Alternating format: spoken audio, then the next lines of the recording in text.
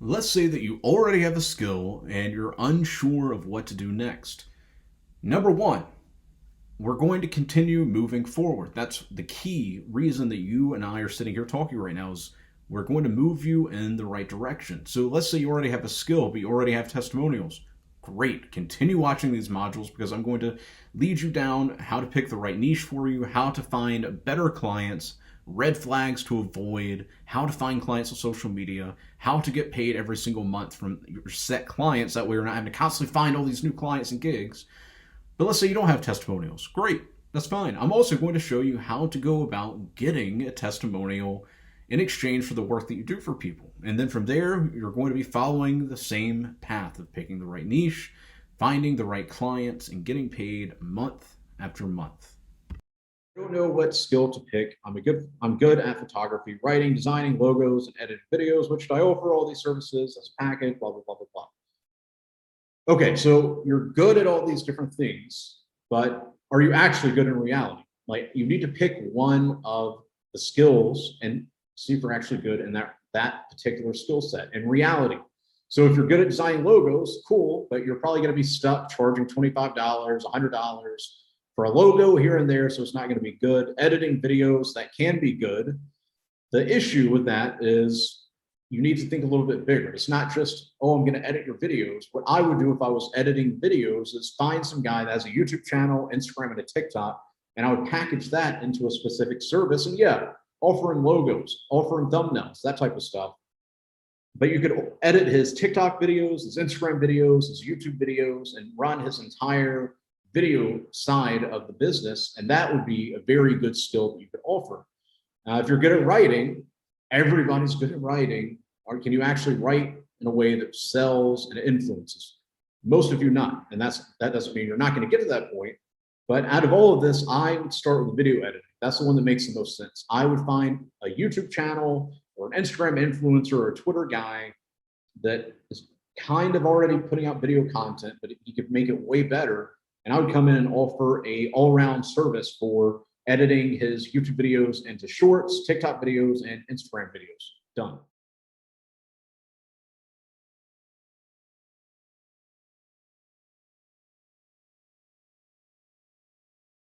Now we're going to start walking down the path of helping you pick your skill. Now, something I want to clarify is you're not going to be stuck with this skill forever. Don't put that kind of pressure on yourself. We're not doing that.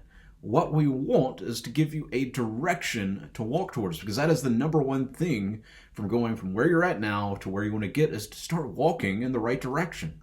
So that's all we're doing right now. Let's say that you pick a skill and 2 months later, you're like, man, Dylan, this isn't for me. Great, pick another skill.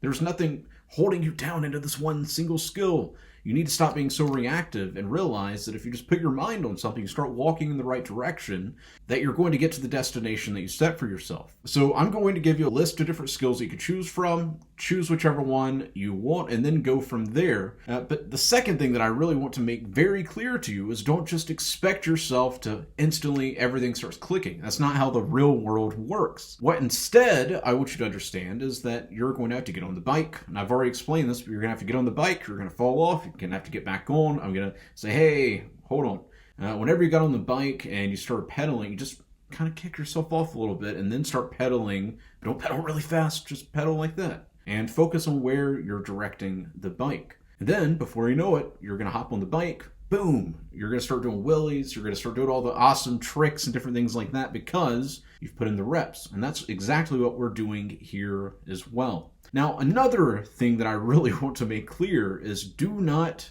try to learn several different skills at the same time. It would be like me whenever I was planning the trip that I'm currently on. I'm going all over Europe. 2 weeks ago, I was in Belgrade, Serbia. Then I went to Italy. Before that, I was in Morocco. It would be like me, like a couple months before doing these travels. And I'm like, okay, I speak English, speak a little bit of Spanish, but I really want to be able to speak the native language in Morocco, and then I also want to speak the native language in Serbia. And then I start trying to learn both of those languages at the same time. They're like, oh yeah, actually I'm going to be in Italy as well for about a week and a half to 2 weeks, so I need to learn Italian as well. And then, so now I'm sitting here, I'm trying to learn 3 different languages, and sure, I'm going to pick up a little bit of it here, a little bit of it there, a little bit of it there. I'm not going to speak it fluently. Why is that? Well, it's because I'm trying to learn three different languages at the exact same time.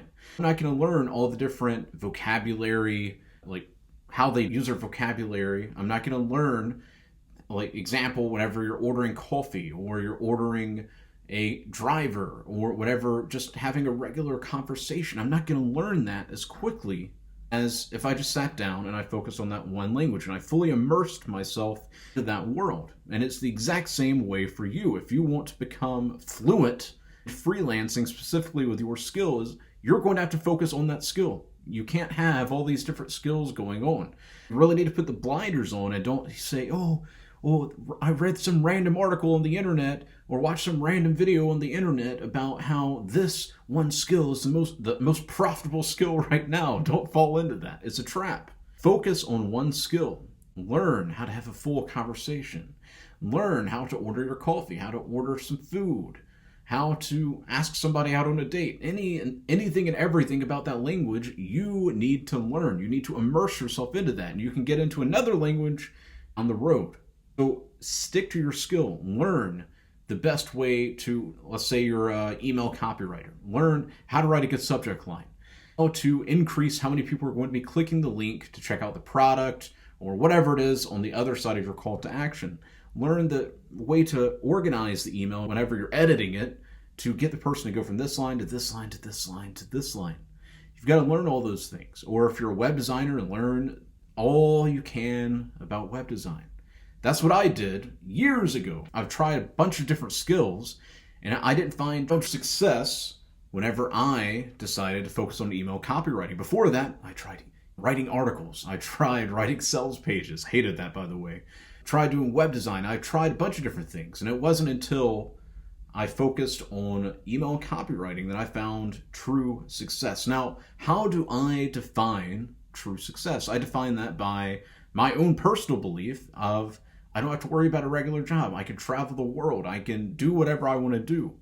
That's how I define true success, at least in the very beginning stages. Obviously, there's much higher levels of success, but that's how, at that time, I defined that. And I focused on email copywriting, and then everything started changing. 6 months later, I was able to start traveling the world, and I kept growing and growing and growing. And much later, I expanded into different skill sets. So what I tell everybody that I talk to whenever it comes to picking their skill is, what are you naturally good at? As an example, when it came to web design, it was like hitting my head up against a brick wall, the brick wall right behind me. It's just like pounding my head into that. I did not understand it. It was not natural to me at all. However, when it came to copywriting, it was something that was more natural. I was always that guy that could write well. It always just came and flowed to me easily. So that's what I mean when I say something you're naturally good at. Now, don't have an error in your mind and be like, well, I'm not naturally good at anything. Well, I wasn't naturally good at copywriting either. I wasn't naturally good at writing sales pages, writing blog posts, writing emails. I didn't even know what an email was, a newsletter was. Well, obviously I knew what an email was. I didn't know what a newsletter was. I didn't know how to put together a blog post. I didn't know what CSS was. I didn't know what WordPress was. I didn't know what any of that stuff was, but I learned it through experience, through taking action. Whenever I say find what you're naturally good at, it's something that's not like hitting your head up against a wall. Example, once again, programming or web development or anything like that. It's like me hitting my head up against the wall. But when it comes to writing, it's much easier. So that's what I mean whenever I say to find something you're naturally good at. Now, if you're on the other side where you're like, oh, well, you know, Dylan, I'm really good at a bunch of different things. Well, pick one. And if, I can't pick one, find three. And then from that three, choose one and focus on that. Say you decide you don't like it. You're not getting results. Pick the second one. Still, maybe by the third, you're going to find it. It took me going through several different skills before I found the one that I shined at. Which leads me to picking your skill. I've put together a PDF for you, and I want you to read through that PDF, and I've given you all these different skills that you could pick from. Now, if you don't see something on there that you're like, oh, yeah, that's cool, or you're like, I don't really like anything on there, it's fine.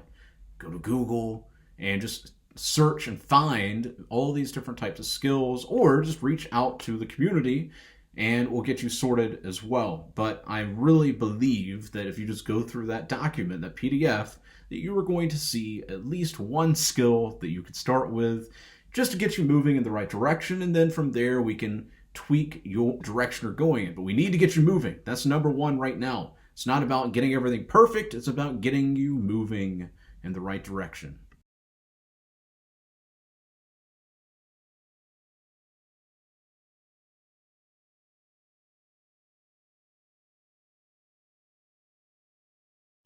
Today, we are going to be expanding on what is a niche. Now, I've already made a module about this. This one's going to replace that. And I've went through all of the modules that you've already went through more than likely, and they're all still up to date. They still all line up with my current beliefs. So most of them aren't going to change because they're still like in alignment with what I believe and what I know and what I've seen, even after building my own business to high six figures and also helping other clients and students grow their own businesses. So it's all basically the same, but I wanted to give the niche just a slight bit of more context because I've noticed about 90% of you already understand what I say when I talk about what is a niche, but about 5% of you kind of still lag behind. So what is a niche? A niche is essentially where your leads at. When I say your leads, like clients you want to work with, what type of content are they creating? And the reason I tell you to start with the niches that you're already interested in is because I'll use myself as an example. I have no desire to learn pickup artist stuff. Like I've never had issues with that, so I've never really read much of the content. I've read some of the content, but I don't really know anything about it. I don't know their leaders. I don't know any of that. So if I wanted to work with somebody in the pickup artist community, I would have to learn their language. I would have to learn who the leaders are. I would have to learn their pain points. I would have to learn the desires. And then from there, you're talking about a month, 2 months, 3 months of wasted time of me learning this brand new niche. On the other hand, if I worked with somebody in the crypto space, in the personal finance space, in the men's self-improvement space, in the personal development space, I know that like the back of my hand. So I'm not going to have to sit there and waste time that you're burning, trying to figure out all these different things. So for you, the most important thing for you to do right now, and this is why I designed everything that you've already watched as I have, is to get you moving and having a sense of direction. Because by you having a sense of direction, you're going to start walking forward. And as you start walking forward, everything's going to start clicking. So go over all these modules again and again and again so it can really just go into your brain. But when it comes to picking your niche, start with what type of content you already consume, whether it's on Instagram, whether it's on Twitter, LinkedIn, doesn't matter. Start with the content that you already consume because you're going to already have an idea of who some of the leaders are. And when I say leaders, I'm not talking about the people that have like millions of followers and all that type of stuff. I'm talking about people even as low as 10,000, 20,000, 30,000, 40,000, 50,000, 100,000 followers. That's fine. That's perfectly fine. And as you figure out those people, then you can see the people they engage with and they follow with. And now you've got more people that you could reach out to. And as you do that, you're going to start figuring out your niche. Now, something else I want to really just clear up for you is a lot of you think you have to get married to this one niche, and that's going to be the niche you're stuck with for the rest of your life. And that's not how it is. You could get into the crypto space, and then 30 days later, 2 months later, you reach out to me, you're like, yo, Dylan, I just don't think this niche is for me. That'd be great. Start with another niche, and that's perfectly okay. So that's another thing. You're not stuck with one niche. You can try one niche, maybe it works, maybe it doesn't. Then you can go into the next one, maybe it works, maybe it doesn't. Then you can go into the next one, now you strike gold. That's how this game works. And it's the people that played the long game, which is what I'm teaching you. We are the ones that win, and we win again and again and again and again and again. So that is what a niche is. Now, the next thing I want to clarify is what is a skill in a niche? A skill would be something like Twitter ghostwriting.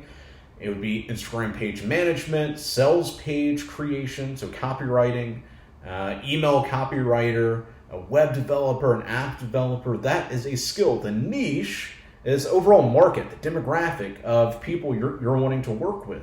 So what type of content are they creating? What type of audience do they create for? That is your niche. And to give you a sense of direction, what are you going to do? That's right. You're going to start with the niche you're already consuming content in. It's really that simple. And this is going to give you a huge sense of direction, guys. I'm still going to be adding some new modules, but if you have any other questions, feel free to reach out to me.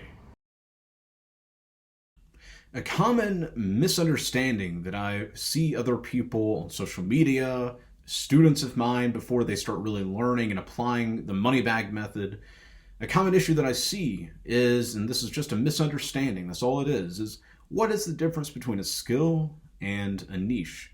A skill is the way you go about getting results for your clients. Example, copywriting. That is a skill. That is not a niche.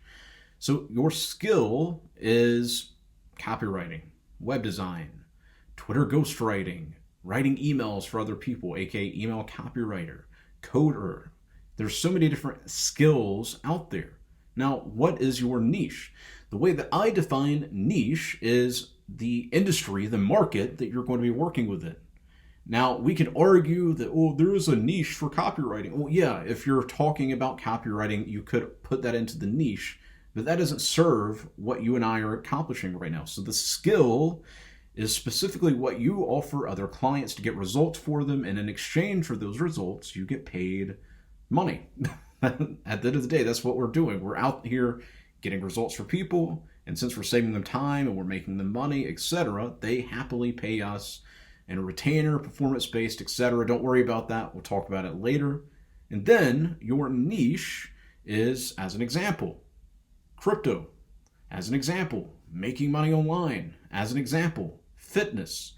That is your niche, meaning whenever I'm trying to find clients to offer my skill to, I'm trying to identify the different niches that I can work within.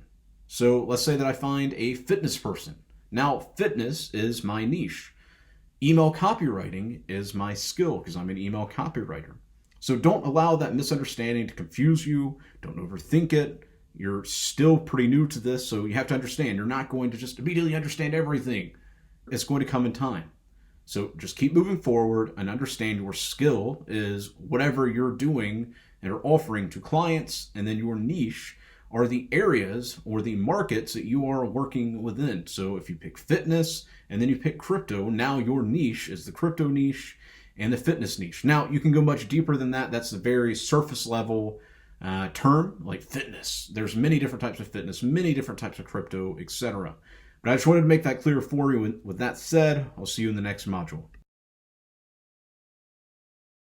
Okay, so I received a question from somebody that's been through this program. They asked me, they're like, Dylan, is it possible to build a brand and be completely anonymous?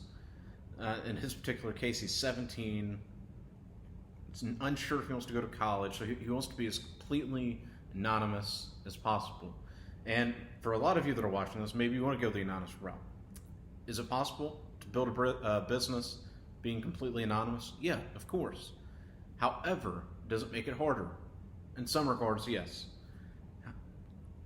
Where this will work, though, because I know a number of people that are completely anonymous, fake name, fake profile picture, is all you have to do is lead with value. All you have to do is showcase what you are doing. Let the people know that you know what the fuck you're talking about. And if you do that, you're completely fine. And make sure your profile looks at least semi-real.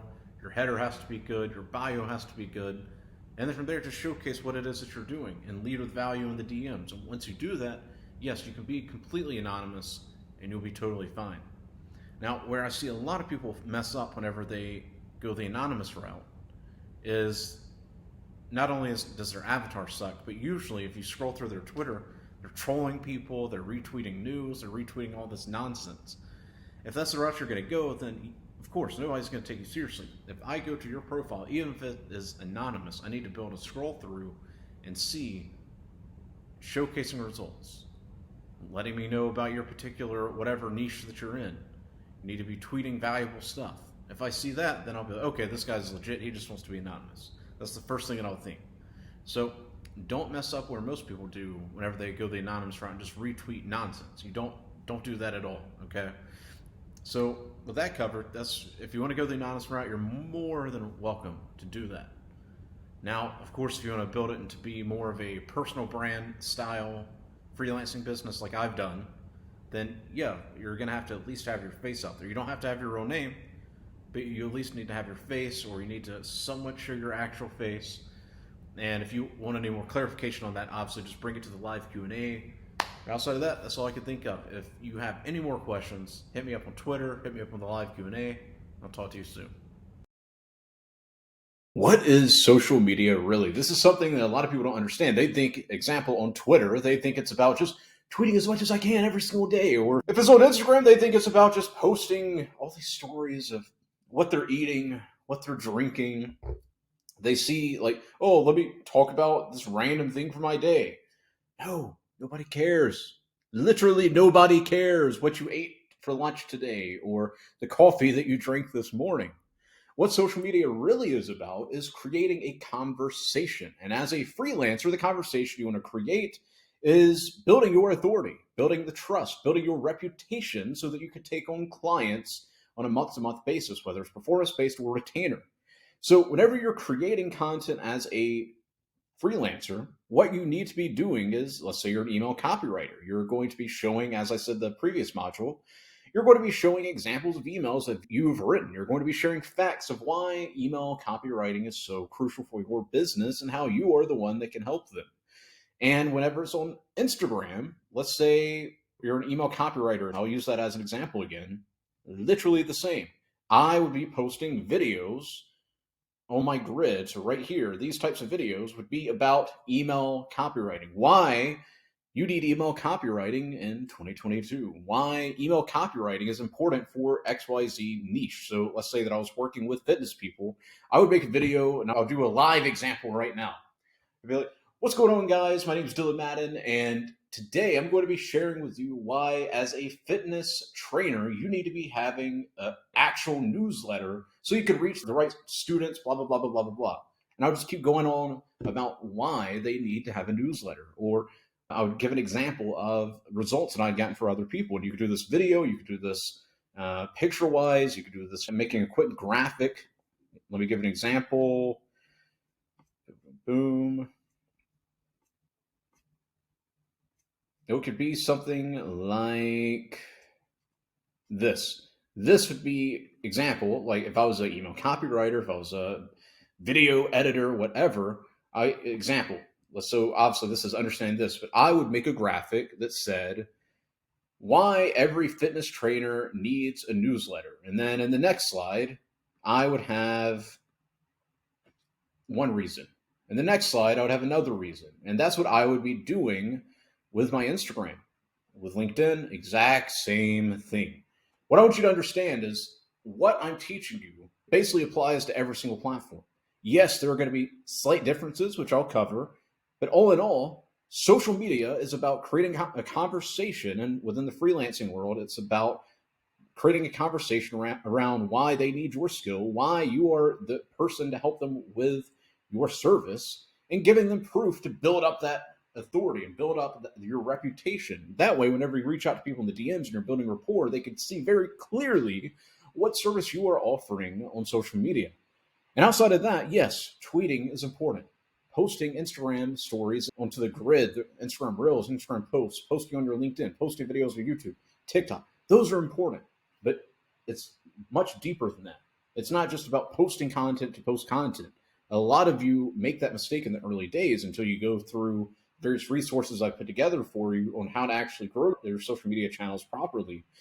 And you have to understand it's just about creating the conversation. You don't need to have thousands and thousands of likes and tens of thousands of followers like I do to be able to get clients. You literally need 100, 200 clients and you are good.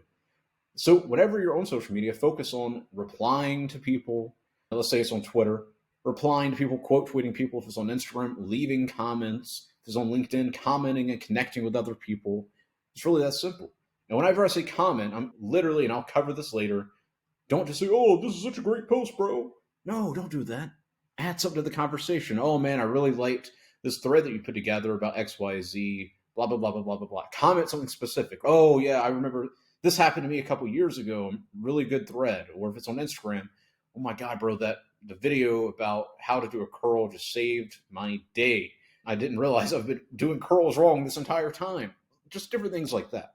It's really that easy. And I'll get into the strategy, the tactics, the principles later, but I just wanted you to be very clear on what social media really is.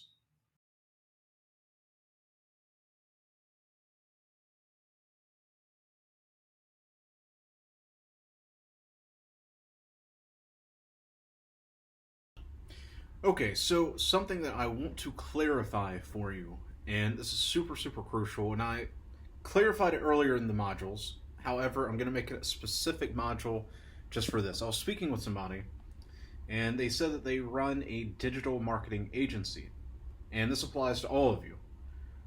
And I was like, awesome, what kind of digital marketing agency do you run? To which they said, I run an ad agency who runs Facebook ads for landscaping companies.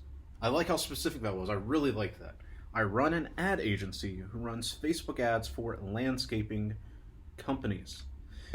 So something I want you to understand, and this goes back to one of the first modules where you're fucking up by trying to do all these different things, being a graphic designer, a web designer, this or that. If you try to be in all of these different niches, how are you going to be able to be an expert? How are you going to be able to showcase that you know what the fuck you're talking about? Why would I want to hire you if you're just a ads manager or a graphic designer or a copywriter for a dozen different niches? You need to start small in the beginning, just in the beginning. And it's not even small. Small is not a good word. Specific. You need to be specific. So don't be a copywriter. Be a copywriter who writes for XYZ. So if it's the health niche, you could even trickle down into being even more specific. Instead of just the health niche, you could write about like performance enhancing stuff. You need to go deep, because, and I'm telling you this because it's so much easier for you that's watching this to build a platform around that. And you know what? You don't even have to do, like, depending on, and ask me personally, but depending on whatever service you're offering, you don't necessarily have to offer just one specific niche. It can be a host of things.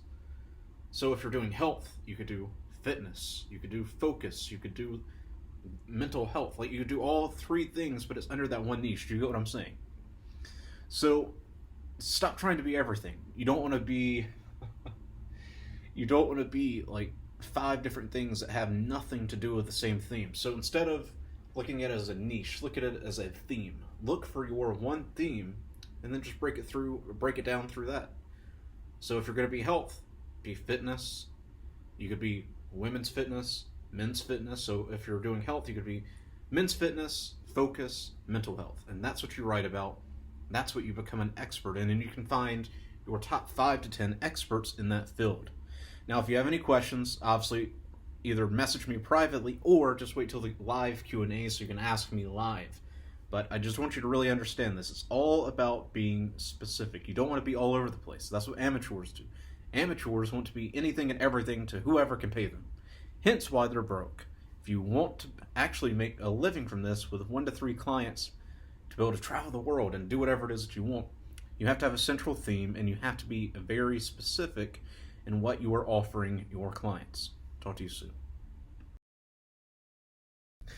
What's going on? Dylan Madden here. So by this point, you've gone through the entire Freelancer Profit Manual, so I'm putting together this bonus module for you, as well as quite a few others that I'm going to just record all for you right now and then just drip them out. That way you're able to go through each of them and implement them, and then you're going to have another piece of, or another module that you can implement. So in today's module, you and I are going to be talking about something I call the archetype strategy. Now, if you're familiar with an archetype it's essentially a character.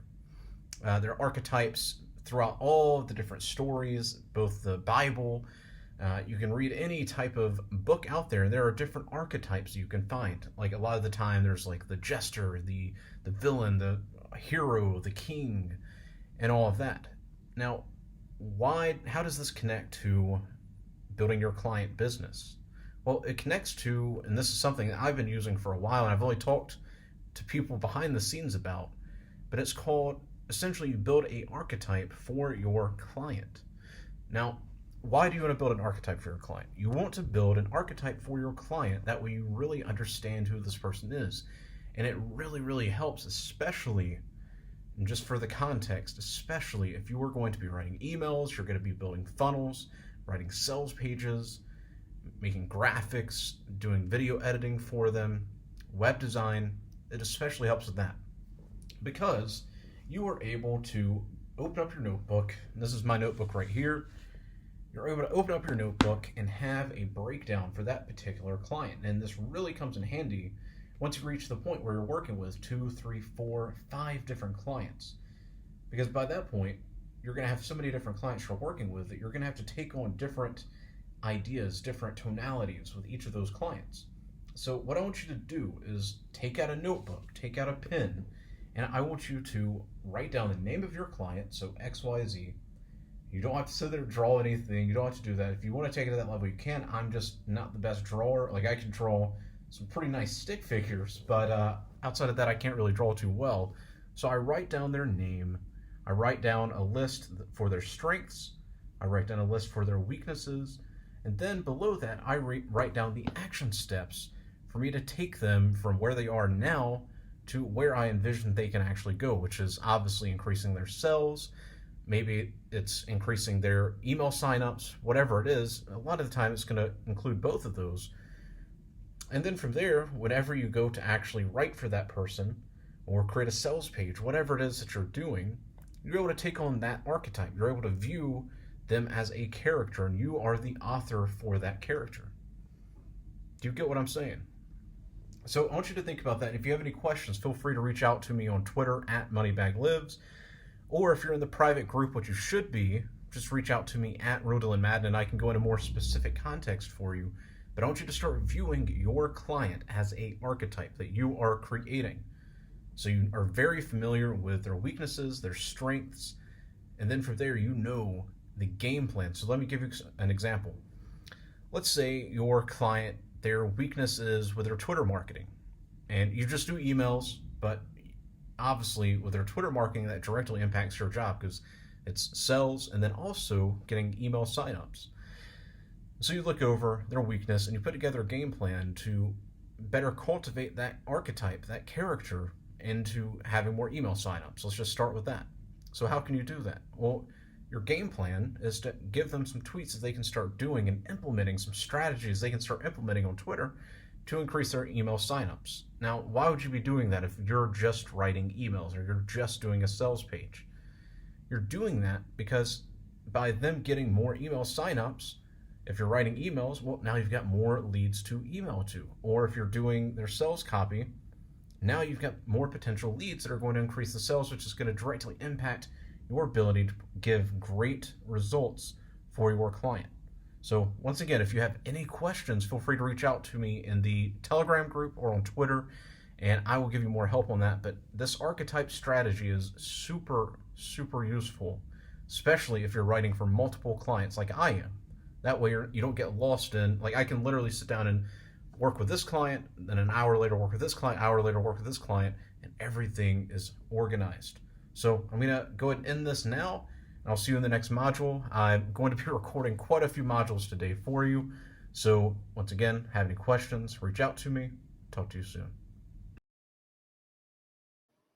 Okay, so today we're going to be going over a DM template that you can use on Twitter, Instagram, and LinkedIn. Now, I know some of you are also interested in finding clients on TikTok, and you can still use the same template. However, I'm going to add a slight caveat, a slight twist. You have to understand, most TikTok creators are getting hit up with tons and tons of notifications, so they're not really going to check their DMs. So it's still worth trying. However, the caveat is what I want you to do is if you find somebody on TikTok that you want to work with, find their Instagram or find their Twitter and reach out to them using the template we're going to be going over today. So this template works best on Twitter, Instagram, and LinkedIn. Now, another thing that I want you to understand is don't copy and paste the exact same template that I'm going to be showing you today. That's why everything within Freelancer Profit Manual and everything that I really teach in general is usually principle based, because what happens is somebody starts using the exact same template. Like I could give you the exact words and then 1,000 people, because a lot of people find my material, 1,000 people are going to start using that exact thing, copy and paste. I've tested this and I know what's going to happen. So I'm today going to be showing you, yes, an example, because I want you to understand the thought process. I want you to see exactly what it would look like.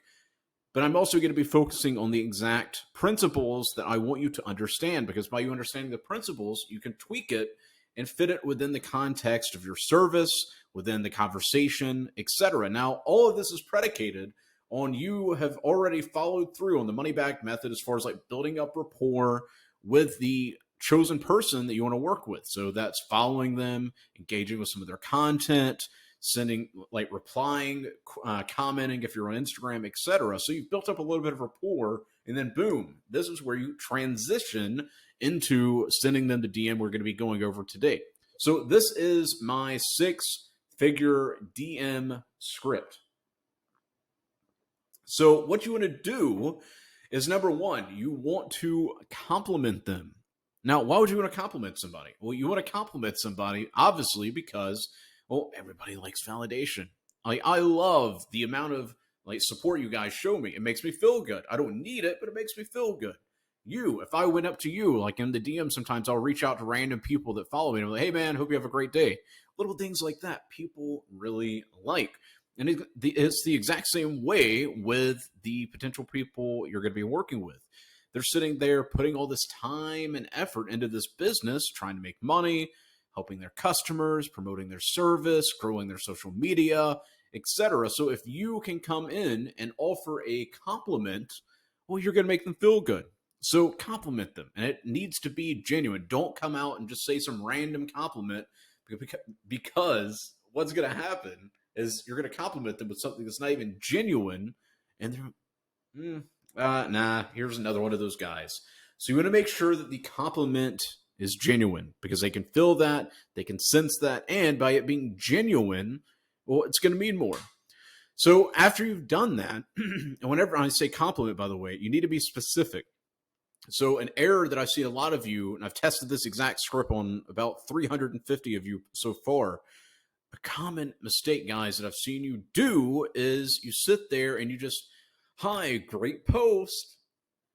Cool. Wow. Thank you so much. On the other hand, the people, and obviously those people get ignored. So what you want to do so that you get replied to and you possibly close a new client is you want to compliment them on something specific. That could be something as simple as, hey man, this recent thread you put out on Twitter about X, Y, and Z really stood out to me because I overcame X, Y, Z 2 years ago. Or if it was an Instagram post, hey man, I really like all the effort you're putting into your videos, and like the most recent one where you put it out about X, Y, and Z really stood out to me, blah, blah, blah, blah, blah. So it needs to be something genuine. So it needs to be specific. It needs to be genuine. Now, number 2 is you need to ask a question that sets the stage for the service that you're offering. Now, what do I mean with that? Obviously, within the context of my skill set, I am an email copywriter. I do some other things now, but if I were rewinding back to whenever I just got started, I would only be offering email copywriting. So basically what I would say, let's use Twitter as an example. I would reach out and be like, hey man, your recent thread on XYZ really stood out to me because, let me give you a better example. Hey man, your recent thread on you losing so much weight stood out to me because a couple years ago, I was 285 pounds, dropped down to 170. And then that's the compliment. Now, whenever I'm setting the stage, I would say, out of interest, are you using these threads as emails? Question mark. Now, why would I ask a question like that? I would ask a question like that because, well, I'm an email copywriter. I offer email services. So I'm setting the stage to where they're going to respond to my question, and I can lead that conversation into getting them on the phone.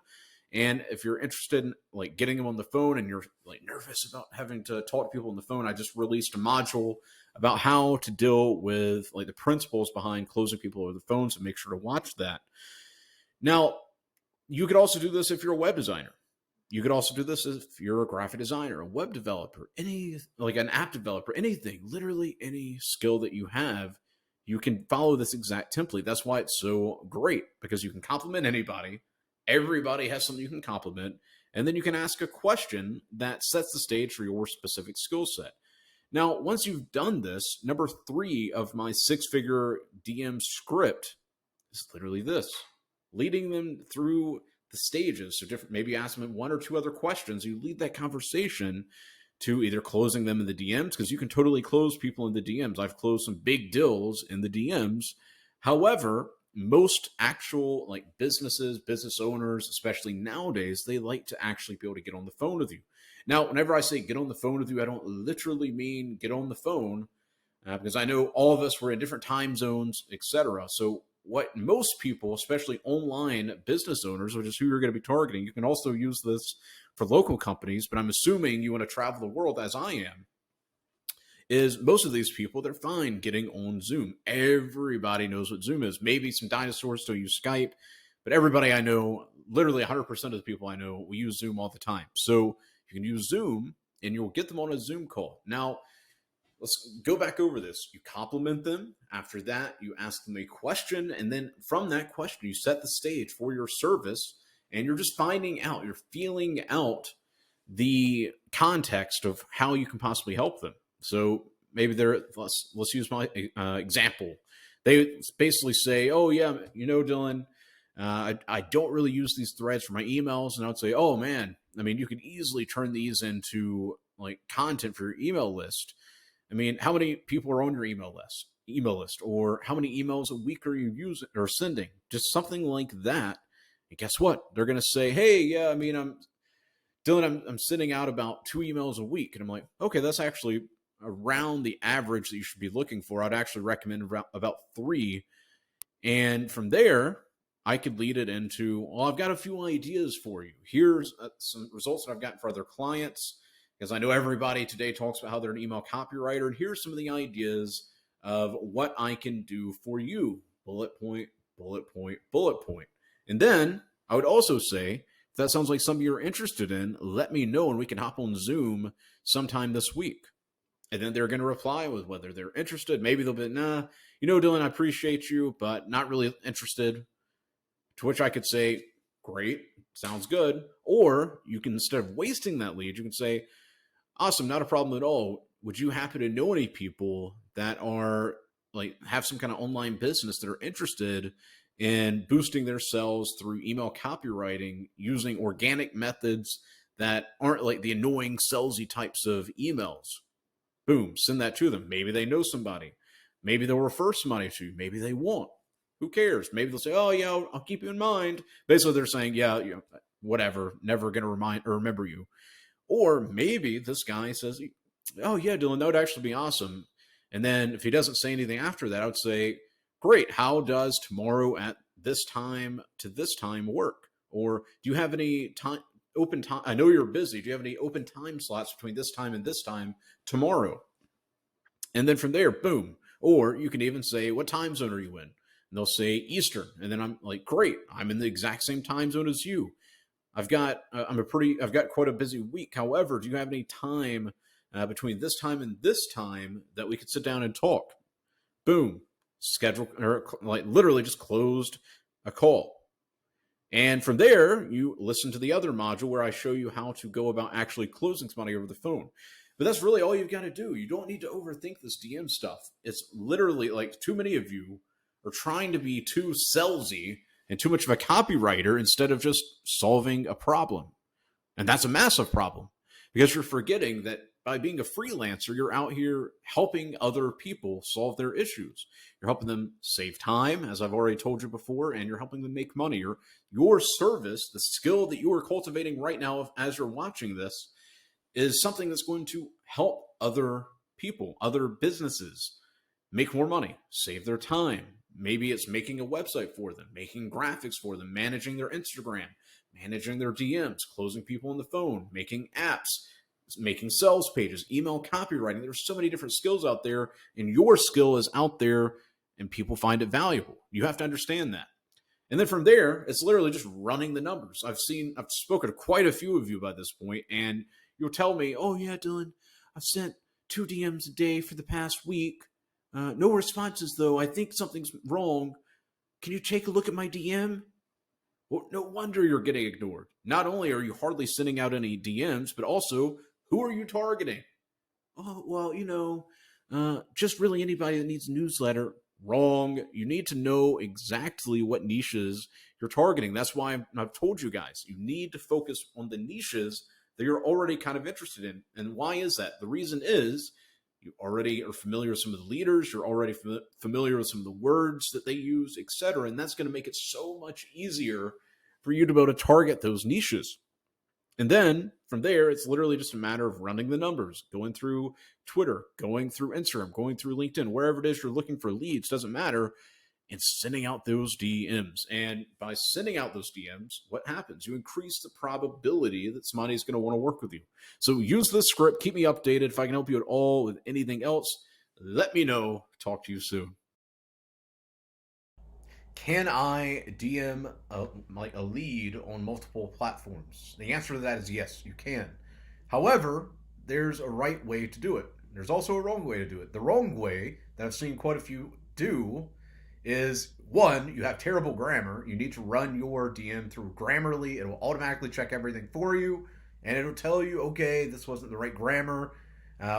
Whatever you're. Okay, I've seen so many bad examples of this. That's why I'm laughing. So run your DMs through Grammarly. That way, from the get-go, you're not going to kill the rapport, because you're going to kill the rapport if you read up the FAQ up above. I drop exactly what you need to do as far as DMs, but it's like an instant rapport killer. If you want to work with me and then you spell all these words wrong, one is kind of not really forgivable, but it's more forgivable. But then you have 2 or 3 sentences that just don't make sense. Obviously, I'm not going to want to work with you, because if you can't put proper grammar into a DM that you're sending me, what are you going to do with my actual business? So step 1 is proper grammar. The second thing, as far as the wrong way to go about DMing people, is copying and pasting that same message to Twitter, copying and pasting it to Instagram, then LinkedIn, then you email them, because those are completely different platforms. And even worse, what I've seen some of you guys do is you copy and paste it to that, and then you don't hear anything for a couple days, so you copy and paste the exact same message, and you might maybe even do it again. I don't know, but I've seen this happen. Luckily, this is only 2 students that I've seen do this, but you literally copy and pasted the same exact message to the same exact person to the same exact Twitter account. And I also saw this with Instagram as well. Like, you just don't do that. You don't do that. So what is the right way to go about DMing people on multiple accounts? Well, now you've got the grammar taken care of, because you're using Grammarly. It's literally, and I explained this up above, you can literally have it on your Google Chrome as an extension, and as you're typing, it will tell you all this stuff. So that's taken care of. And when it comes to messaging your clients on multiple, let's say you see that they've got a Twitter, but then you see they also have an Instagram, then you found their email or something. Here's how you go about doing it the correct way. On Twitter, you DM them that whatever your DM is. Let's wait a day. They haven't responded at all. So you DM them on Twitter or on Instagram as well, and say, hey man, just so you know, I hit you up on Twitter. However, and then ... and then you paste that message there. That is perfectly okay. But you need to let them know, oh, by the way, I did message you on Twitter, blah, blah, blah, blah, blah. Or even better, this is better wording. Hey, XYZ, I know you're busy, so am I. I messaged you on Twitter, and it doesn't seem that you saw the DM, so I just wanted to send this message to you, because I would really... I know quite a few ways that I could do XYZ. You need to be very specific. So if I was saving them time, I would say, hey, and I'll just use Alex. I'll say, hey, Alex, what's going on? I DM'd you on Twitter, and I know you're probably busy, so am I. However, I saw some ways that I could increase the amount of money that you're making from your email list, blah, blah, blah, blah, blah. Here's how much money I've made. What's today's date? Today's date's the 29th. Here's how much money I've made. One of my clients over the past 29 days, and based off what I've seen from you, I could do the exact same. Obviously, you need to include the social proof, so a screenshot of what you did. But let's say you don't have any social proof. You're brand new to the game. You don't even know what you're doing. Here's what you would do instead. You would say, hey, Alex, how's it going? Blah, blah, blah, blah, blah. Like, just build up the rapport, insert something personal or custom that you liked. So let me give you an example. Hey, Alex, I really liked the thread that you posted on XYZ. I saw it on Twitter. It was great.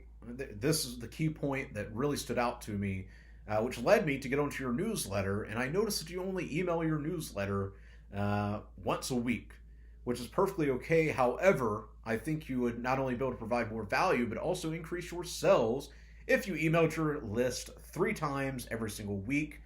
period. I would love to do that for you since I work with other people on their email lists.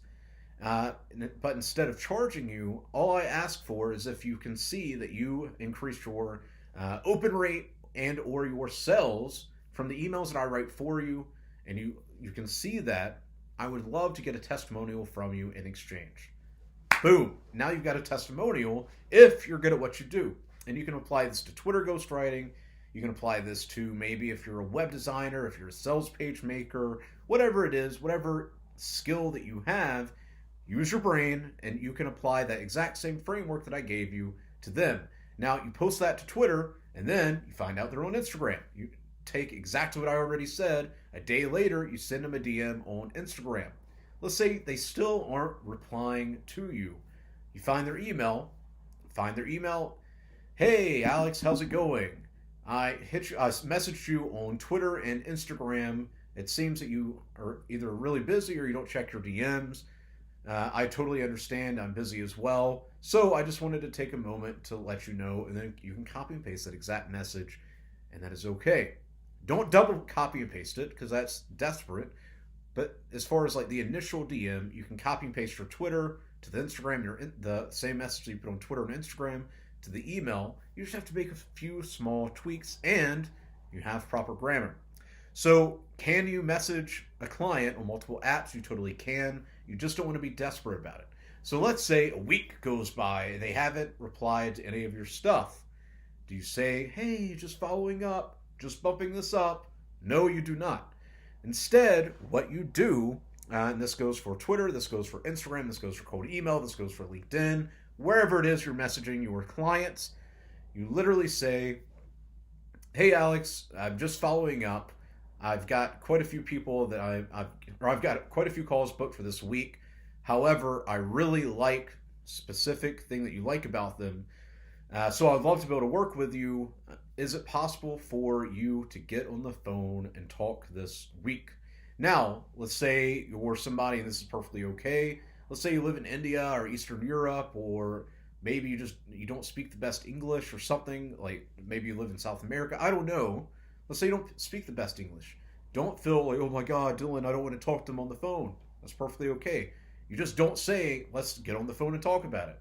You can say, if you're open to talking more about it, please reply to this email and I'll give you more details. Done. But with that said, guys, that answers the question. If you have any other questions, let me know. Let's keep building up this FAQ so we can help more people like you.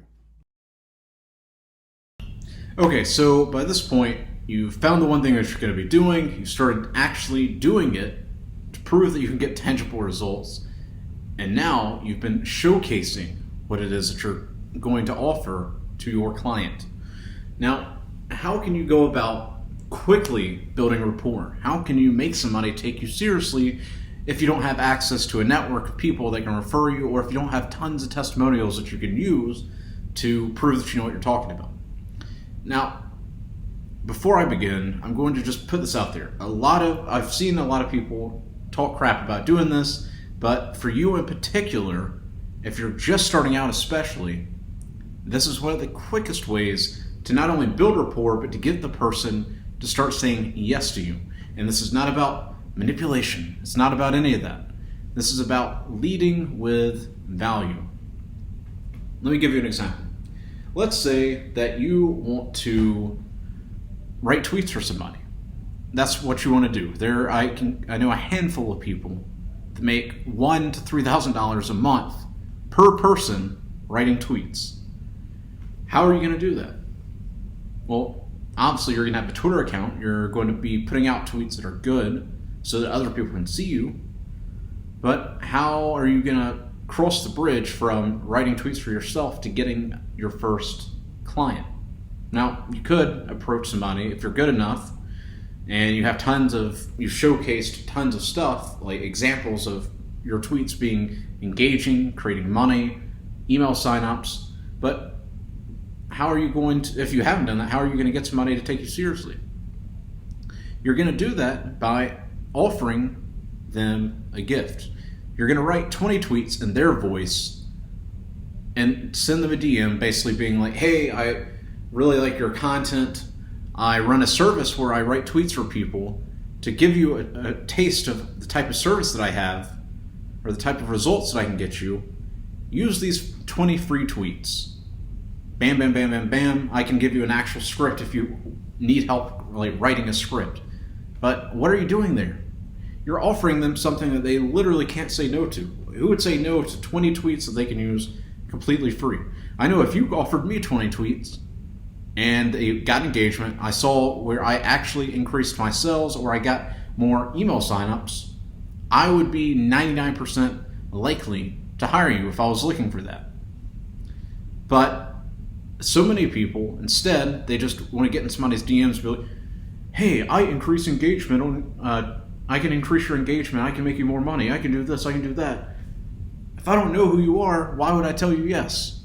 Once again, if you have testimonials, if you've been showcasing, I'm more than likely going to at least take the time to look over your profile, but otherwise, there's no rapport. You're coming to me asking me for something instead of coming and offering me something. And you can do this with basically anything, whether it's a YouTube channel, whether it's a blog, whatever. You're not going to be trying, you're not that person that, hey, I noticed on this tweet or on this article that there's a typo. Who gives a fuck? How does that make me more money? How does it make me get more engagement? So what I want you to do, now that you've created a Twitter account or YouTube or whatever, I want you to pick the top 5 to 10 people in your particular niche. Whether it's how to make money online, whether it's graphic design, whatever. You know who the top accounts that you follow. Find the top 5 to 10 people, and I want you to look over each and every single one of them and find specific ways that you can help them. And then I want you to go forward to them, whether it's in the DMs or emailing, whatever. The DMs are always better because it's more personal. And I want you to start building rapport. So if you want to start writing emails for somebody, how would you approach this? You would approach this by writing emails for them in their voice. You could say something along the lines of, hey, XYZ, I've been on your newsletter for a while and I really like your stuff. I actually write emails for clients and I thought I could go ahead and show you what I do. I wrote you 3 to 4 emails, whatever, however many it is. I wrote you 4 emails that you can use to increase your sales, increase your open rate, whatever it is you're trying to do for them. Try them out and please let me know because I like to keep track of results, blah, blah, blah, blah, blah. I can just ask me or privately and I can give you an entire script. So do this for whatever service it is you're trying to offer. Lead with value all the time. In the beginning, it's going to be free because you're building rapport. But I can guarantee you that if you give somebody tweets, if you give somebody graphics that they can use, like a new header, or blog graphics, or Instagram graphics, or a Facebook video, whatever, or emails that they can literally see have made them money, that person is going to reach out to you and want to work with you. Or if you do ask that person, maybe they're not looking for work, maybe they're not. But I can guarantee you, because I've done this for other people, I can guarantee you that even if they're not interested or looking to hire you, but if you offer them value and they got results, they got tangible results, that the second they see somebody looking, maybe it's a friend of theirs, an ally, a client of theirs, the second that they see that there's somebody looking for what it is that you did for them, they are going to refer you. I can't tell you the amount of people that I've gotten web design work for, Facebook ad work for, video editing work, writing tweets for people. I've gotten tons of people work because they offered me something. I saw that they actually knew what they were talking about. And then I just happened to be scrolling on Twitter one day, just like, oh, somebody's looking for this. Tag the person. I've got a reputation. My reputation is that I actually know what I'm talking about, that I do good work, that I'm full of integrity. So if I recommend you, that person's going to take you more seriously. That's how this game works. So you're going to start building rapport by offering free work and leading with value, offering a gift from the beginning, not asking for anything in return, I'm just giving you these tweets, these 20 tweets that you can use, these 5 tweets that you can use. Obviously, 5 tweets aren't really that valuable, but if you offer 20 tweets, that's going to be an eye catcher. Or these 3 to 4 emails that you can use that are going to increase your open rate. They're going to create sales for you. If you lead with value like that, you're going to get their attention. And whether they hire you to work for them or not, it doesn't matter, because the second that they see that somebody's looking for something that you offered them, they're going to refer you. And you're not going for low quality people, because low quality people aren't worth your time. You're going for the top 5 to 10 people in your niche. And by doing that, their reputation carries weight, and more than likely they have money. So they can either hire you or they can recommend you to people that they work with, their associates, and so forth. If you have any questions, ask me on Twitter, ask me in the live Q&A. Doesn't matter, but we can get the context down specifically to whatever it is that you're doing. But I want you to understand, lead with value, offer gifts from the get-go without asking anything in return, and naturally, you're going to get more work. I'll see you in the next module. Okay, so in the last module, I showed you why you literally are fucking up. If you're trying to be an email marketer, you're also trying to be project manager, but then you're also trying to do web design, you're also trying to do ghostwriting. It doesn't work. So by this point, you've picked one thing, or you at least have an idea of one thing that you're going to focus on for the next few months, maybe to the next 6 months. So now we're going to get into how to gain instant credibility. You gain instant credibility by actually having proof of what you're trying to sell. For example, if you came to me wanting to manage my Twitter account and write tweets for me claiming that it's going to increase my sales and engagement, and then I looked at your Twitter account and it has 10 followers, nobody likes your tweets, except for maybe you have one tweet that got like 100 retweets or favorites with some random viral tweet, but outside of that, all of your other shit's just flat. No, I'm not going to hire you. If you're going to manage somebody's Twitter account, or if you're going to write tweets for people and to get engagement or whatever it is you're trying to sell them, you have to have at least 500 to 1,000 followers minimum, and your tweets have to actually get engagement. Otherwise, you're just talking shit. If you want to be a web designer, if you don't have a website, if you don't have literally any proof, why would I hire you? Yeah, you might find somebody. You don't have to be living or actually doing what it is you're trying to sell. However, it makes it 1,000 times harder. Whenever I had a web design company, and we also manage websites for people, you could go to my blog, commoncollected.com. You could see my lead magnet. You could see my product. You could see over 100 articles by that point. You could see that it got engagement. So yeah, you could see Dylan knows what he's talking about. His business partner, Alex, you could see dozens and dozens of sites that looked amazing. Consulting companies, other bloggers, e-com websites. It was all right there.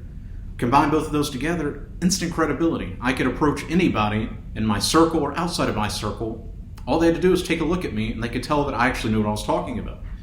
Whenever I wrote emails and articles for 2 different supplement companies, here's how I hacked the system and gained instant credibility.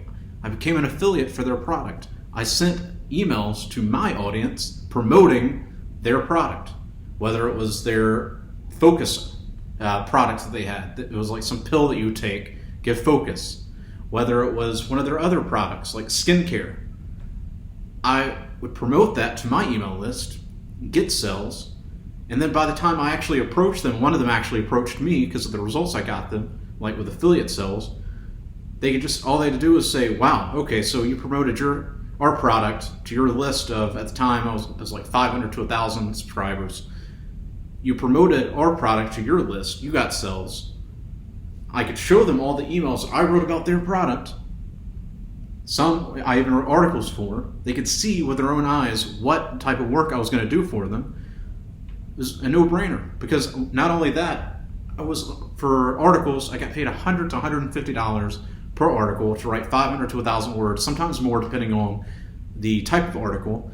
When it came to the emails, I would get a commission. I wouldn't even ask. Some people are stupid and they're like, oh, I want $100, $500 per email. I didn't ask for that. I asked for a commission. That was it. And they could see the proof of concept. obviously I knew what I was talking about because I could sell to my list. So of course, I'm going to be able to sell to their list as well because I can just take their voice, type it in, bam, they get sales. So whatever it is that you're wanting to do for other people, you need to actually do it for yourself. That's something that a lot of people just don't think about. They think that I'm just going to start writing emails for other people. Yeah, you can do that, but it makes it harder. I can't tell you the amount of people that have approached me about writing emails for me, but they don't even have any results for themselves. I'm just getting started. I would like to write emails for you because you've inspired me so much. Yeah, cool, but I'm not in the business of just writing random emails. The people that get my emails, they have to learn something, it has to come straight from me, and it has to have something of value. If you don't have any proof of concept, why would I hire you for working for me or putting you on some of the client work that I have? I'm not. On the other end, if you approach me and you're like, here's some emails that I've wrote for myself, or here's some emails that I wrote for you, take a look at this, let me know if you're interested, and I can send you more. I would be more open to doing that. If you wanted to write tweets for me, and you approached me and I took a look at your Twitter account, I was like, okay, cool, pull out my phone. Okay, yeah, this guy's got 1,000 followers, he gets decent engagement, his tweets are actually pretty good. Yeah, let's try something. Instant credibility. Stop making it so much harder for you by trying to be an amateur and just messaging every other person you can, being like, oh, let me work for you, let me do this, let me do that. Pick one thing, like I said in the last module, that you're going to focus on for the next few months to 6 months, and then actually start doing it for yourself first. Write emails for people. If you want to be an affiliate, like if you want to write emails for people, if you want to write articles for people, you can affiliate for this product. You can affiliate for my book. If you want to do something for supplement companies, buy their product, affiliate for their product, get proof of concept. I can't make this any more clear. And once you do that, a magical thing happens. You don't have to try to gain clients. They'll actually come to you. If you make enough money for somebody and they can see that it's you, more than likely they're going to come to you. I had a supplement company come to me and ask if I would be interested in writing articles for them. They approached me. I'm not going to name their name, but it's a pretty big guy in the Twitter sphere, the blogging sphere. They approached me about writing for them because I'd already been selling their product to my audience via articles and emails. So make it easier for yourself. Don't make this harder than it has to be. Pick one thing so you're not stressed out. Actually be doing what you're doing, or doing whatever you're trying to sell to people, so you gain instant credibility. You don't have to sit there and chase 1,000 people a day, sending out 100 cold emails a day. You don't have to do that. Have them come to you. And then 3, we're going to get into that in the next video, but make this stuff easier for you than it has to be. Don't make it harder. So if you're wanting to attract people to you, how can you do that? You can gain instant credibility by showing on your Instagram, on your Twitter, on a blog, on a YouTube channel, what you're actually doing. Whether you're creating content for yourself or you're showcasing what you're doing for clients. And you can showcase that for everybody else to see. And by letting everybody else see it, 1 or 2 people are going to see you, or other people might refer you to somebody, and you're going to get a client. Whenever me and my business partner Alex had a web design company and we were managing sites for people, I had a number of people that referred clients to us. I wrote an article about it saying, hey guys, I started it was called Sites Delight. Started a web design company, we'll manage your website, whether you want to be a blogger or this or that, we'll make it happen for you. And I had people that read my blog recommend me to other people. And of course I gave them a commission, but they referred business to me because they already could see my proof of concept. So if you're watching this, which obviously you are, whether you have a Twitter account or Instagram, you need to also start showcasing what it is that you do. So once you're actually doing it, writing emails, writing tweets, doing this, doing that, building websites, you need to showcase it as well. So you're offering a service, but you're also a personal brand to a degree. And that's going to make marketing yourself very, very easy. If you get on Twitter and you see that I'm, for example, I use this course. You see that you see the people I hang out with, you see the people that I work with, you see me traveling. It made marketing this effortless. I'm just living my life and showing you. But if you want to write emails for people, you have a blog, you have an email list, you're getting results for them, and then on your Instagram, you can do stories showing people the work you're doing. You can tag companies on an Instagram post. You can tag companies on a Twitter post.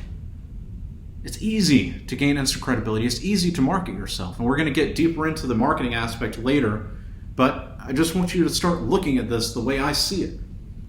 You find something that you become good at. You do it for yourself. You get results. And then you leverage Twitter, Instagram, blogs, whatever it is that you want to do. You don't have to do everything. You leverage that to showcase you actually doing it. So it makes it so much easier to where people actually will approach you, or if you do approach them, they just take a quick look over your profile. They go, okay, this guy actually knows what he's talking about. He's a good guy. He's already getting results for himself. He's getting results for other people. Yeah, definitely. This is a no-brainer. So make it easier for yourself. I'll see you in the next module.